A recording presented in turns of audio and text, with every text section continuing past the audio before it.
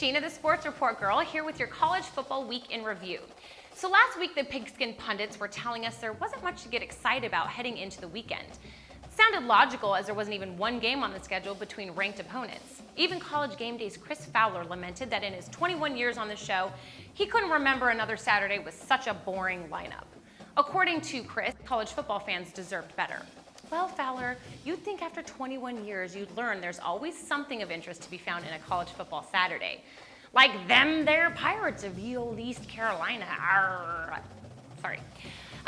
Like I was saying, Skip Holtz's team pulled the huge upset of the day for the second week in a row. Last week, they stunned Virginia Tech. This week, it was 8th ranked West Virginia. And the amazing thing is they didn't just beat them, but totally dominated the Mountaineers 24-3. Over in Columbus, it may not have been an upset, but it doesn't get much scarier than what The Ohio State University went through at the hands of lowly Ohio. Sorry, Ohio fans, but you do play in the MAC after all.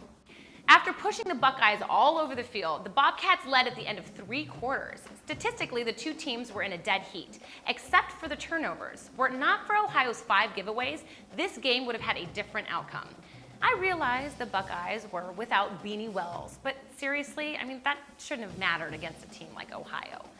Now, I'm sure the sweater vest was just looking ahead to the showdown next week with number 1 USC. At least you Buckeye fans out there better hope that's all it was. As for USC, they have got to be licking their chops right about now. Out there on the West Coast, another great game took place in Seattle where the University of Washington played host to number 15 BYU. And this one literally came down to the last 2 seconds. That's when Washington's Jake Locker dived into the end zone to bring his Huskies to within a point.